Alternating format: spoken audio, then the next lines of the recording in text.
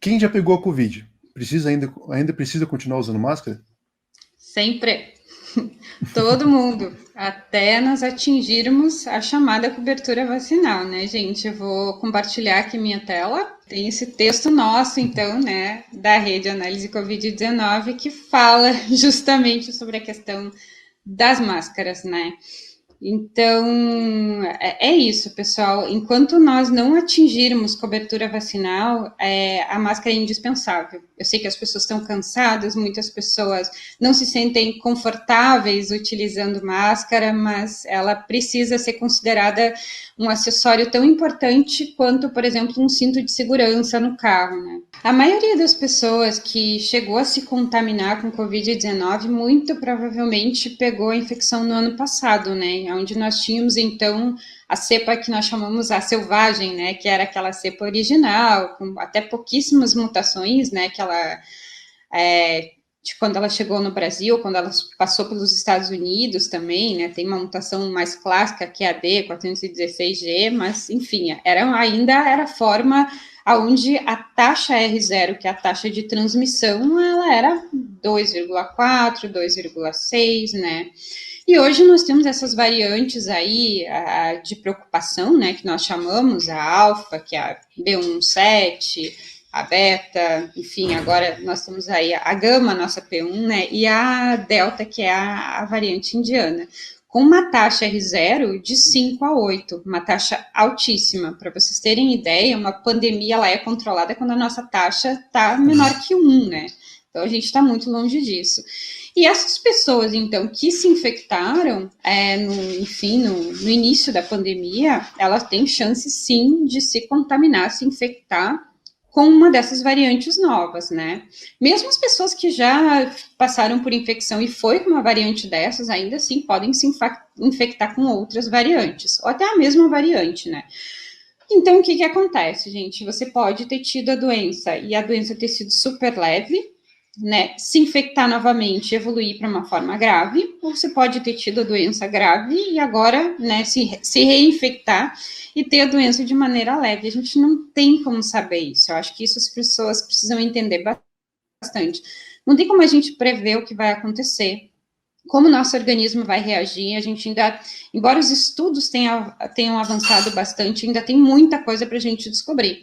Então, nesse contexto, sim, a gente precisa utilizar máscara. Qual máscara? Aquela melhor que você puder. A máscara que você considerar mais protetiva é a máscara que vai te ajudar, né?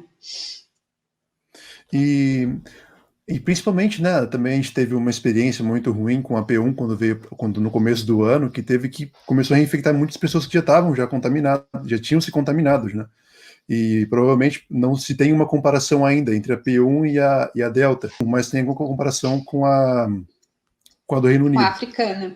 Isso. E com a do Reino Então, Unido também, isso. e mostra que ela acaba sendo um pouco pior até. Então, assim, a gente tem que ficar um pouco mais atento enquanto a isso, né? Exatamente. Outra coisa, pessoal, que a gente precisa considerar ainda, né, é que todo esse crescimento que a gente teve de casos agora em março, né, abril, e que nós estamos já apresentando aí nos próximos, em outros estados, nos próximos dias, nos próximos meses, isso também pode ter a ver com a questão dessas variantes, então, justamente elas serem mais transmissíveis. E mesmo as pessoas vacinadas, eu sei que a gente vai voltar a falar da questão das vacinas, mas o que pode diminuir a transmissão, né, e inclusive dificultar, por exemplo, o ingresso dessa variante indiana, né, aqui no Rio Grande do Sul, no Brasil de uma maneira geral, é justamente fazer o uso de máscara. Ok? Eu vou mostrar aqui, Léo, se tu me permite, um pouquinho Sim. sobre a questão das máscaras para as pessoas, né? Porque ainda hoje, desculpe, a gente vê muitas pessoas utilizando máscara desse jeito aqui, né, com o nariz de fora, a máscara que a pessoa coloca no queixo, aí puxa pro rosto novamente, né? Quando a gente leva a mão, a nossa superfície, o nosso rosto para ficar ajeitando a máscara, você acaba trazendo a contaminação para suas vias de entrada. Então a gente precisa ter um cuidado muito grande com relação a isso. E dentro desse contexto, aquela máscara que for a máscara mais protetiva possível, né? Quem pode utilizar uma PFF2, quem pode utilizar uma máscara cirúrgica, porque faz uma rotina de trabalho onde não consegue ficar fazendo a reposição da PFF2 como gostaria, utilize a máscara cirúrgica, mas meça sempre a questão do risco-benefício, né? Você vai para áreas de alta exposição, prefira sempre a melhor máscara. Você vai eventualmente para algum local, você vai no mercado, você vai, né? E assim você vai pensando nessa questão sobre os riscos, né? Pensem que essas variantes elas estão nas cidades, que elas estão espalhadas, então, na forma de aerossóis, em diversos locais que nós não temos como prever. Então, o uso da máscara, gente, quanto mais protetiva possível, quanto melhor ajustada ao rosto, ela é necessária, tá? As pessoas ainda me perguntam, né, sobre a questão da máscara de tecido, se pode usar, se não pode usar. Olha, se você é vacinado, se você enfim, não apresenta nenhum tipo de comorbidade, se você vai utilizar numa situação assim, olha, vou só passear com o cachorro, né? Para essas situações, até tudo bem. Agora, se você vai para áreas de risco, se você precisa pegar transporte coletivo, né? Se você trabalha em locais com alta circulação de pessoas, aí eu recomendo que você utilize a melhor máscara possível, tá? Que nem você comentou, muitas pessoas ficam colocando a máscara com vazão, mesmo a cirúrgica, a pessoa às vezes coloca certo, só que tem um rosto, fica aquela vazão aqui, a parte interna, lateral. Então, em mim mesmo, quando eu coloco a cirúrgica, fica aquela vazão. Então, não seria uma máscara muito boa para usar num lugar que tem grande risco, né? Então, sempre dá preferência para a N95. Exatamente, gente. Assim, eu acho que é importante também as pessoas entenderem que mesmo com a máscara cirúrgica, o clipe nasal, que é esse aramezinho que a gente tem na parte superior da máscara, ele precisa ser ajustado. Não é só a gente simplesmente colocar a máscara ali no rosto e tá tudo bem, né? A gente precisa ajustar o arame aqui sobre o nariz, né? Para que ela fique realmente bem certinha. Às vezes escuto isso, né? Já comentei aqui na rede algumas vezes. As pessoas chegam para mim e falam: mas o meu óculos fica embaçando quando eu coloco a máscara.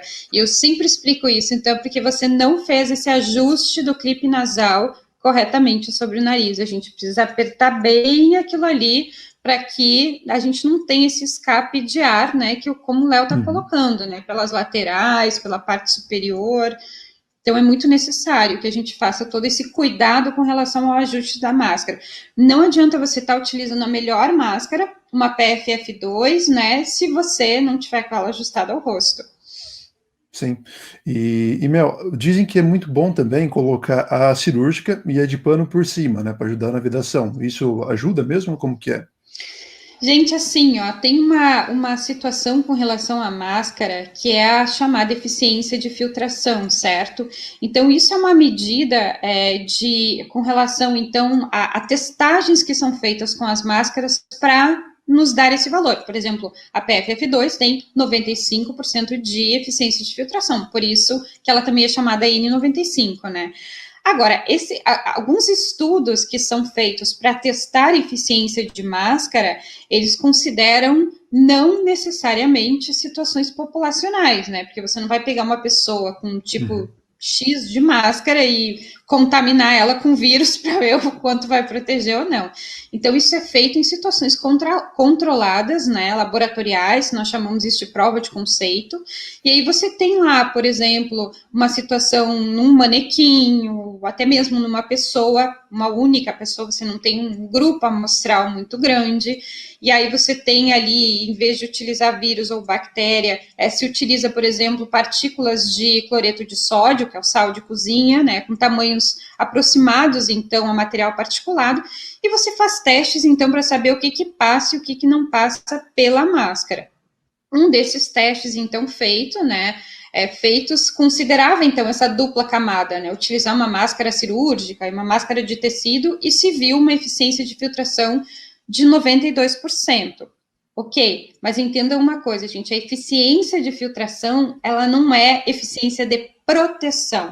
A proteção é medida quando você tem grupos populacionais que você consegue avaliar se naquelas situações a máscara foi protetiva ou não. Então, nós temos um grande estudo para H1N1, né, para gripe influenza, que comparou máscaras PFF2, máscaras cirúrgicas, mostrando que em profissionais de saúde, essas seriam as máscaras mais protetivas, aliada a essa eficiência de filtração. Agora, se você vai se sentir mais seguro utilizando duas máscaras, você pode utilizar, desde que elas estejam bem ajustadas. Não adianta a gente colocar uma máscara sobre a outra, se isso vai acabar atrapalhando a questão do ajuste. Então, se você tem uma boa máscara, você não precisa utilizar sobreposição, mas você precisa dela ajustada ao rosto. Sim. E até mesmo isso facilita também na questão da N95, né? Porque ela sozinha já tem uma grande filtragem e uma melhor vedação que a gente consegue encontrar, né? Exato, não tem por que a gente sobrepor N95 com qualquer outro tipo de máscara, tá, gente? E também, pessoal, vocês estiverem procurando, não, mas N95 é muito cara, é inviável comprar, acha? Você consegue encontrar máscara N95 PFF2 com filtragem certificada, tudo por R$3, até R$1, dependendo da quantidade que você compra. Então, e ela dura mais de uma vez. Isso, isso que o Léo tá falando é super importante, né? Muitas pessoas procuram de cara a Aura, achando, nossa, essa é a melhor máscara que tem. É uma máscara no formato concha, que ela é muito confortável, né? Vou dizer para vocês, mas a gente tem outras máscaras também, tipo formato bico de pato, que também, né, apresentam preços super acessíveis, é bem isso mesmo, né? Às vezes R$2 a gente encontra aí uma N95, uma máscara PFF2, mas o que é importante, gente, eu falar para vocês é que vocês procurem sempre as máscaras com certificado de aprovação, tá? É uma máscara que tem certificado de aprovação, ela passou por um controle metrológico, ela é validada para uso, ela é considerada para proteção por causa disso, né? E tem muita gente comercializando máscara dizendo que é PFF2, mas se ela não tiver certificação, a gente não sabe o quanto ela vai ser protetiva ou não. Esse é o caso também da KN95, né? Que ela apresenta uma boa vedação, só que a gente não sabe o quanto porque ela não é certificada no Brasil, né? E depende também, Léo, da vedação, porque esse tipo de máscara KN95, ela passa os elásticos atrás das orelhas, né? Não atrás da cabeça, como a PFF2, que tem essa certificação aqui no Brasil. Então tem isso também. Para algumas pessoas, ela acaba não vedando muito bem, porque ela deixa essa parte aqui da lateral, às vezes, aberto, não tão ajustada, né? Sim. Então, pessoal, aí também dá uma dica para vocês, que tem um pessoal também que tem dois sites que, na questão que eles não vendem as máscaras, eles não são revendedores, nada do tipo. São pesquisadores como nós, que conseguem vasculhar nos sites da internet empresas que vendem N95 com preços bons, e preços que você consegue encontrar, que nem a gente comentou, de R$1 até R$10, dependendo da máscara.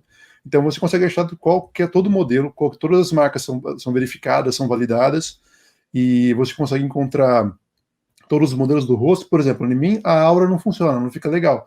O bico de pato funciona melhor, então depende do rosto de cada pessoa. E lá você consegue encontrar vários modelos e vários tipos, né?